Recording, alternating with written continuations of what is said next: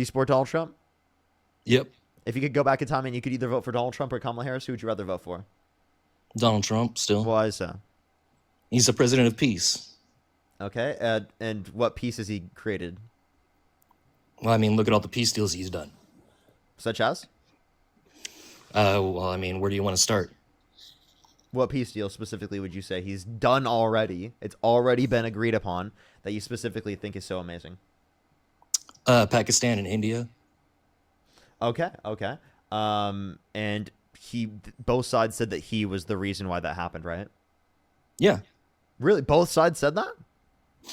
I believe so. Can you give me a source of India saying that? Oh, wait a second here. I gotta move. Give me a source of India saying that, and give me a source of Pakistan saying that. I'd love to see.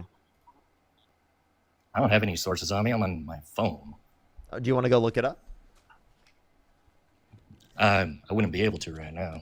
You can. You can go swipe out of the app, look it up real quick, come back into the app, and tell me. No, I'm all right with that.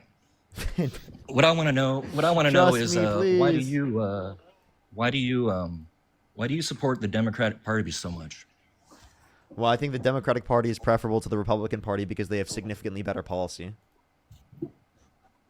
Oh, in the sense that they anointed Kamala and they didn't give anybody Kamala? a chance to actually like.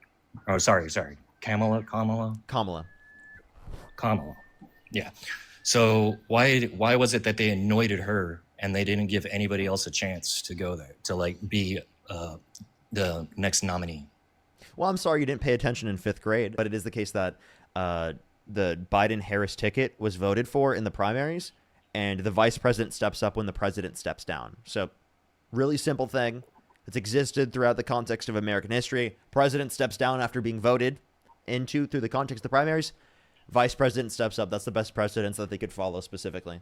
And 80% of the Democratic Party was satisfied with her being the nominee. Plus, if you cared about our democracy, you wouldn't be supporting a candidate that till to this day says that he won the 2020 election with absolutely no evidence. 60-plus courts indicated no sufficient evidence to overturn the election. Audits in every single swing state indicated no sufficient evidence to overturn the election. And also who incited a violent insurrection at the Capitol and pardoned violent rioters who police officers after calling them patriots. What about all the 234 federal officers that were found to be at the January 6th? Federal officers under Trump's FBI? Huh? No, I'm not talking about under Trump's FBI. Well, in 2021, under January 6th, it was Trump's FBI.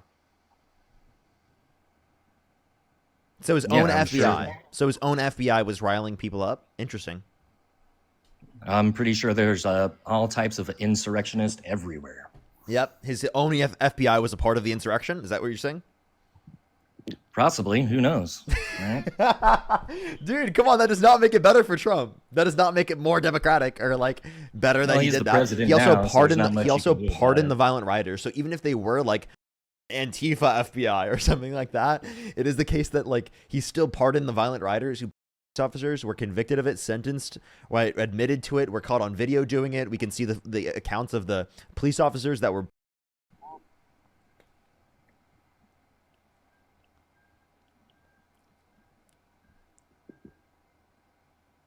So I'm confused. Like, why do you support him still? Because if you care about democracy, you wouldn't support a guy that actively a deal right now with Israel and what is it? Pivot. We were talking about democracy. We're talking about democracy. Oh, right. Democracy. Yeah. Yeah. What has he done when in your sense, what has he done that has basically like destroyed our democracy? He incited a violent insurrection at the Capitol and has denied the election results for the past 5 years. And him denying the election results, that's hurting democracy? Yes. How so? He got almost 70% of the Democratic or the Republican Party to believe that the election was rigged. Right? He actively got elected back into power after doing this. That's a huge threat because it shows a lot of Republicans are in support of the absolute lies and lunacy that Trump is engaging in that has been objectively, verifiably proven false. Okay. Well, I mean, that's a good opinion. Do you have a response? Yeah, I just said it. What was it? I mean, if that's what you believe that he did, then that's fine. That's not a response. Okay. Would you like to provide an actual response? I don't know what you're looking for as a response to what. Anything, literally anything. You just said like, oh, it's okay that you have that view. That's not a response. I'm pretty sure it is. Okay. Yeah, your partner cheats on you. You bring up the fact that they cheated on you, and they just say, and they just essentially ask you if you think that's wrong, and they say, oh, it's fine that you have that view. Did they actually respond to you, or did they just say it's fine that you have that view? Like, come on.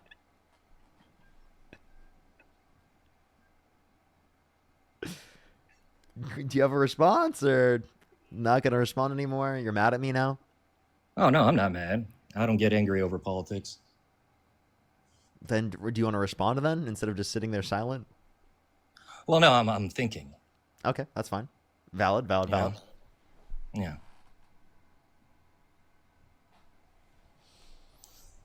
What I'm trying to understand is if that's an attack on democracy by just denying an election, then wouldn't Hillary Clinton be the same? She didn't get 70% of the Democratic Party to believe that she won the election with no evidence. She doesn't claim to this day that she won the 2016 election. No, but she All said it she was did was say stolen that she. due to the Russians. No, she didn't. I'm pretty sure she did. That's not what she said. Then what did she say? She at some point called him an illegitimate president because it is the case that he specifically was elected based upon the electoral vote and the Electoral College and not the popular vote, and that she won the popular vote by millions. So that's all Well, she's yeah, saying in that context is that she believes the Electoral College is not the way to specifically elect candidates, and that it should be elected based upon the popular vote. So she believes that he's illegitimate based upon that respect, not that like he shouldn't be the president, right? But that like the Electoral College should exist is essentially the argument. Do you think we should get rid of the Electoral College? Yes, but So it's then not that way really only realistic for us California to be and able New to do York that. would determine every election. No, people determine elections, not land. You're advocating for land to determine elections, and I'm advocating that people should. When I say the Well, popular vote should everybody should determine have it, a voice. when you say California and all those other places should determine the election, yes, where people live is where the election should be determined. Not land, not cornfields, people who vote. Yes, people that vote determine the election according to the Electoral College. The Electoral College gives people votes not for population, but for just being a state. That's it. Yes. Okay, so that's not the determination for one person equals one vote. Me living in California, my vote's like 1/7, 1/20th of someone living in Wyoming, which is insane. Also, like the fact that our votes don't matter as much in swing states, or I mean in areas that are not swing states, is crazy. I'm sorry, you only want swing states to determine the election? No, I want everyone everywhere to determine the election. Every person's one vote. That's what it should be. No, the Electoral College is the way to go because then you're going to end up with states like, California, New York, Where with the people highest live. population of people Where people live. determining. Oh my God, the laws. people are going to be determining the laws? Oh, no way. The people determined the laws? No way. What a terrible and unjust system.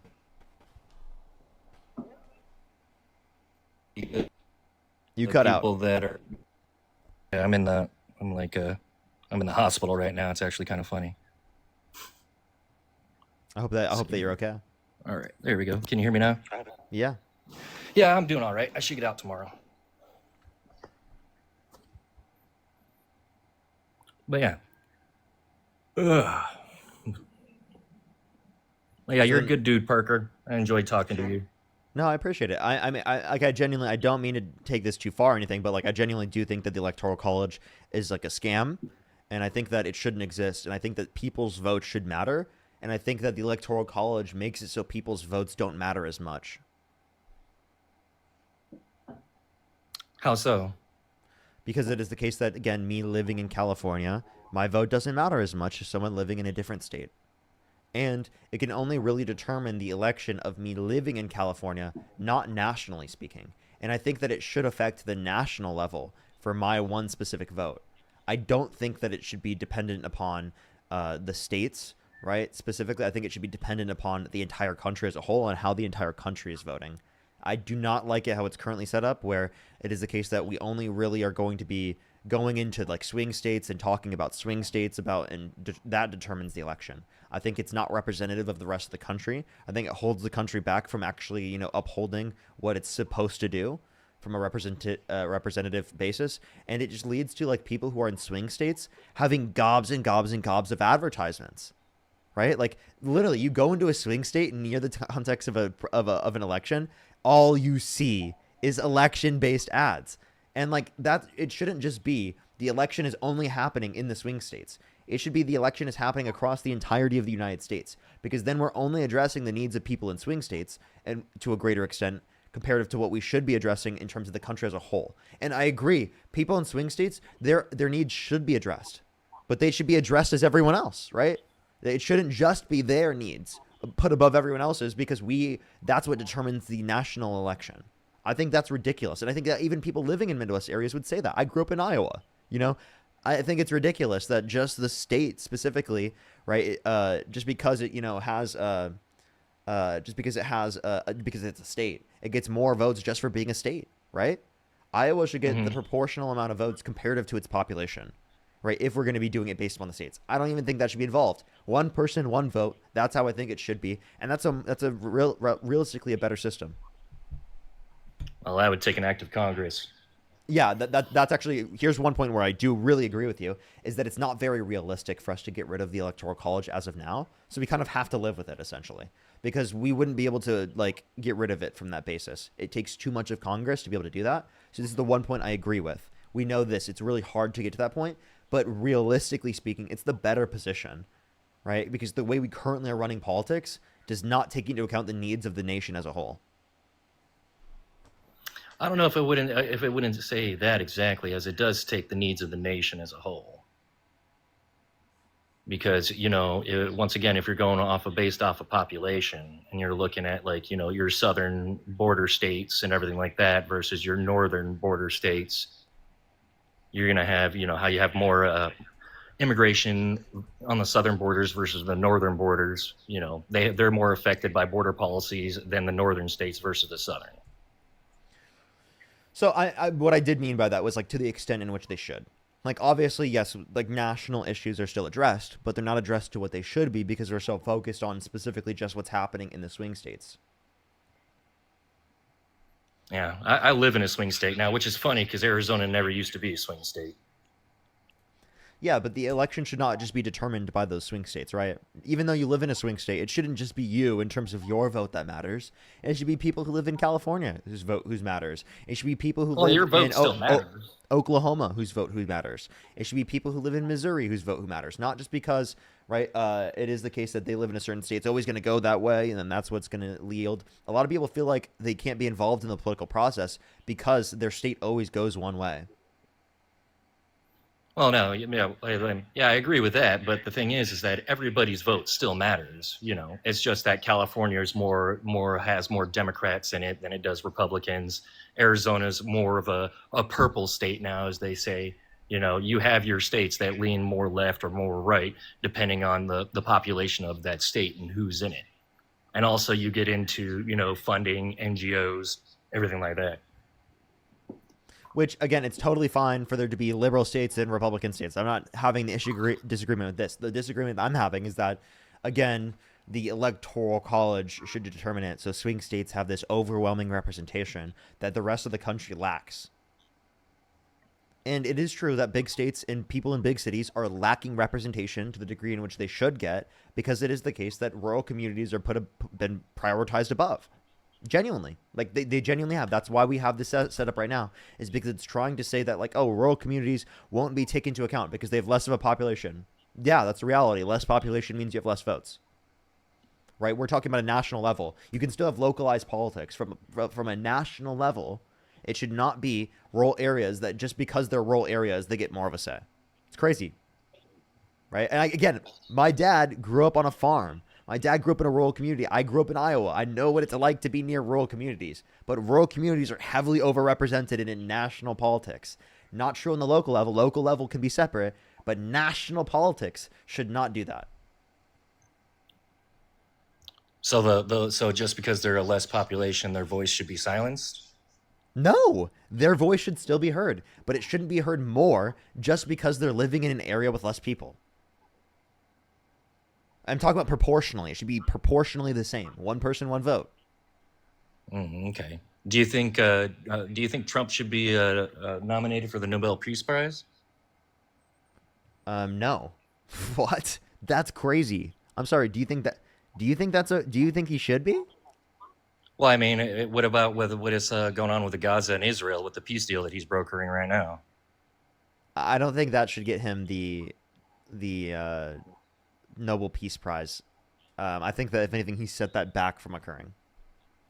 But But I mean, isn't it happening like right now? Like, I mean, aren't Israel they isn't haven't Israel they haven't withdrawing troops? they haven't fully agreed upon terms and followed through with it yet. So we'll see. Yeah, we'll see. What are your thoughts on the Second Amendment? I'm just Um, picking your brain here, Parker. yeah, I mean, I think that there's a right to self defense, but I don't think that a lot of the guns we have right now are necessary for self defense, and What they type lead of to gun is negative necessary impacts. for self-defense? And you don't need you don't need a you don't need high capacity magazines, right? I believe in red flag laws and universal background checks, and Well, they more already do education universal for getting background access to checks. guns. What's up? I said everybody that buys a is required to get a background check. Well, there have been loopholes with those for a while No, in there's different never states, been any loopholes with shows. I've been working in shows for the past 20 years. depending on the state I'm you're gonna in. have to Yes, file there has over. been. Huh? There have No, been there's no loopholes with gun loopholes, shows. Yes, and there are. no, there aren't. There Yes, are there no are. loopholes. Yes, there are. No, there's you go to a show and you buy a gun, they do a background check right then and there. I'll show you. I mean, you can show me whatever you like, but there's no every show I've been to where I've purchased a firearm, I do a background check right then and there, and if the systems are down, they take down my information and then they'll mail me my to a registered FFL. So those are just the ones that you've been to. Yeah. Yeah. So I can send you stuff that varies by state. Um, and there's literally been a show loophole. It literally talks about it in this article. I can send you the article if you'd like. Background checks at shows the latest developments. That's from findlaw.com. You can also go to legalclarity.org. Anybody that's utilizing that type of loophole is committing fraud and should be thrown in prison. No, they're technically not because of the state's laws. Now I don't know which state. Yeah, that's what I'm saying. It's depending on the states. I can pull up the states if you'd like. Yeah, no, I mean, give me a specific state. Which state? Here I'm running through the. So No, it's not in Arizona. Arizona has strict, like they don't have strict laws, but I mean they have laws to where you cannot buy without a background check. So here's the ones that there's 14 states that require background checks at shows for all sales, including those by private sellers. So all the other states don't require it. 14 states that do require it, and how many Yeah. other states that don't? What's the law? I just told you specifically what to find. Do you want me to find the law now? Jeez. Well, no. I'm looking for like what you're saying, like you're just throwing up Like you're asking me for different state laws now. Like do you want me to no, find the different state laws That's in not each what of the I'm states? asking. I'm asking like where are you getting this information from? From thoughtcode.com. It says 33 states are currently no laws, federal or state, regulating between private individuals like shows. And it Oh, gets that's private sales. So that's different. That's Yeah, not it's- commercial. what? So private It's shows. private. No. So do you understand the difference between a private sale and a Wait, but commercial that's still a sale? loophole to not go through a background check, right? All right. So for instance, Parker, I wanted to sell you my right. Me as I was a private citizen, I want to sell you a gun. You're like, hey, I like your gun. I want to buy it from you, right? I don't have to do a background check on you. You should. No, I don't. Though You should have it's to. your, huh? You should have to. No, I shouldn't have to because Yes. you, as a citizen as you are, you should know whether or not you can own a. No. No, we Yeah. need laws in place to ensure that people should have to go through background checks if they buy